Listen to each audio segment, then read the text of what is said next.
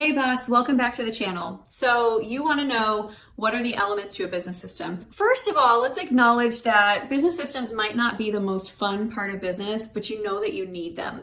And sometimes we even put off learning about business systems because it seems like it's going to be a bunch of technical jargon. That's not what this video is going to be today. I recognize that you need business systems, that you want better organization and structure and flow in your business and with your team. But I also recognize that this is not the passion, because if this was the passion, you wouldn't even be asking this question. So the goal with your systems is to get you spending more time in the places where you are most valuable with your business and being able to take some of the workload off of your shoulders. And if you stay until the end, I'm even going to give you some of my favorite software programs that you can use for different types of systems that you might need to build in your business.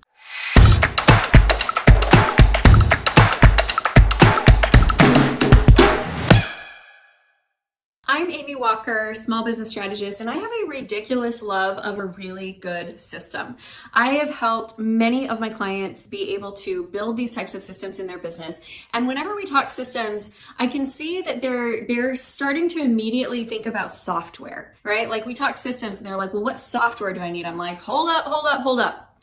Systems are not software, okay? Software is what you get to actually support the system. So let's answer the age-old question, well, what really is a system? If a system is not just the software, what is it?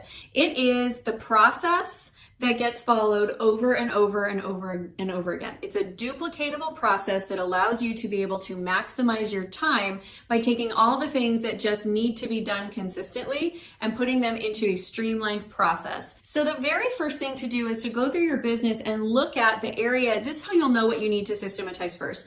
Look at the areas that feel like they are clogged, confusing, or chaotic. Clogged means that you need more of it and you just can't it always seems to be that bottleneck, that stopping point. The next area is things that are confusing. Like you don't really understand it. Maybe your clients don't really understand it. Maybe your team members don't really understand it, but everybody's just kind of confused about this one area. That is, again, begging for a system. And then the last one is things that are chaotic, things that are like a hot mess. My very first business that I ever did was in direct sales, and I would go to other people's homes and businesses and do presentations. And like my stuff was always pure chaos. I am so much better at organizing ideas and processes than I am stuff. So I actually had to create a process for my stuff so that I could be functional. Otherwise I would get to my presentations and I would have forgotten things that I needed. So right now I'm going to recommend that you pull out a piece of paper and you start thinking this through. What areas of your business feel clogged? What areas feel confusing? And what areas feel chaotic? That's where we're going to get started with systems. The next thing that I would do is I would actually look at this list of all these things you've come up with and figure out what has the biggest opportunity behind it. So if something, I could fix it and it would just make me feel better, that's not going to take as high of a priority as something that if I could fix it, we can make more money. So my very next system that I am getting ready to tackle is actually my client fulfillment system, because we've always been kind of a boutique firm where we work really closely and really tightly with our clients. And I finally figured out the way to keep that level of connection, but expand the number of people that we serve. So as we've grown past that boutique firm, I'm just realizing we need more structure to keep the level of support the same. So that's the very next one that I'm getting ready to work on. And the reason why is because that's directly related to income potential. I also do not recommend that you try to build 5 or 6 systems all at the same time, because what will happen is you'll have 5 or 6 incomplete systems that are non-functional. Build one thing at a time and then move on to the next and move on to the next. So there's really 4 elements of building a system. Number 1 is processes. Number 2 is tracking. Number 3 is automation and duplication. And then number 4 is going to be the software. And again, wait until the end and I'm going to share with you some of my favorite software tools that I feel are really easy to use and also really affordable. All right, the process. How do you create a detailed process? This starts with creating standard operating procedures. And we've got a video that we've made in this Like a Boss playlist that talks to you about how to create those standard operating procedures. So if you want to go study that one after this, you're welcome to. But we want to really start just kind of detailing out what's the process that we go through step by minuscule step. You want it to be as detailed as possible. And then after you write it out, you're going to think through, okay, now what are the parts that I do that I didn't write down. Now, I do want to point something out here, which is that not all systems are even run by software. Sometimes systems are run by people, but those people are not you. So you can still get more done than what you have been doing on your own. The next thing that you're going to need is tracking. You have to be able to track the system to see if it's working and where it's not. So I want to be able to see if something is being done well. I'm going to give a non-business example here because I think it's really easy to see this. I have hired over the years many people to help me as more like a personal household managing type assistant. And I have this like really detailed list of all the things that I need to be done. And I have standards of how well I want each one to be done. And then we have like a tracking sheet where they can go through and they can say, okay, got the grocery shopping done, got this done, got that done, got this done. And so I know where they're at, and now I can plan accordingly, because if something didn't get done, like let's say, for example, I needed grocery shopping to get done and it didn't get done, I would need to know that information because I have 5 hungry kids who are going to need some food and lunches. And there's nothing worse than everyone getting ready to make their lunches for school and they're like, we don't have any bread. Where's the bread? And you're like, no, like I need the bread. All right, next is automation and duplication. So now that you've got the process laid out, now that you know what you need to track, you are next going to look at what can be automated. Automation does not replace connection. Automation enhances connection. So a lot of people struggle with wanting to do a lot of automation because they're like, we don't want to lose the personal touch. That's what our clients love from us. They want that personal feel. Awesome. I want you to have that personal feel. I want to have that personal feel with my clients and with the people that I do business with. But automation enhances your ability to get to the point of connection.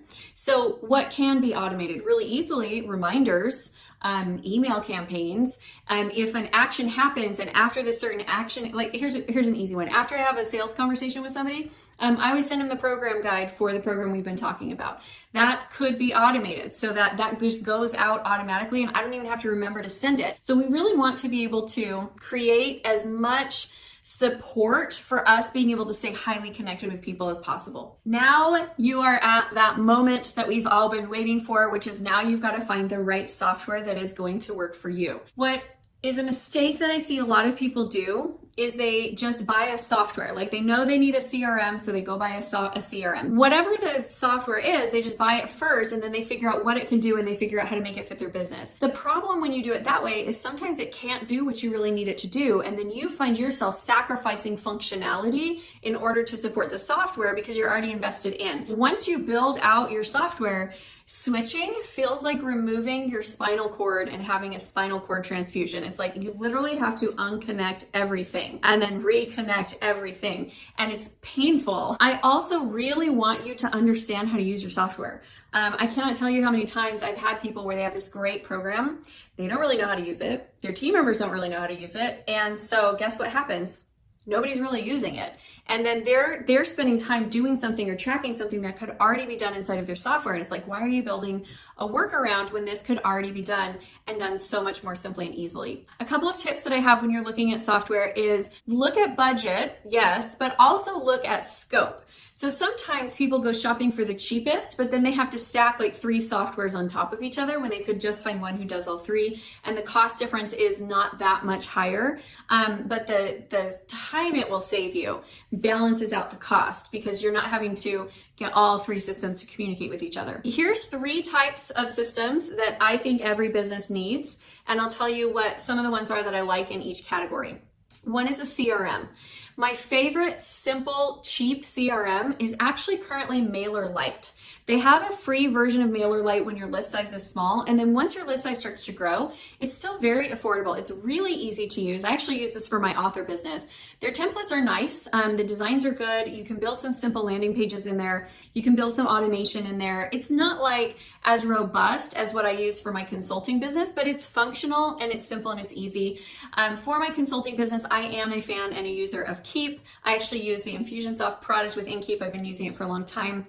But a lot of my clients keep just the basic, and they're really, really happy with it. Now, the next thing that you are going to want to have is a sales pipeline. And this is going to allow you to be able to move your leads from one to the next. With sales pipeline, you want it to be really, really user friendly. Like, salespeople are not good process people naturally, so you want it to be user friendly so they actually do it.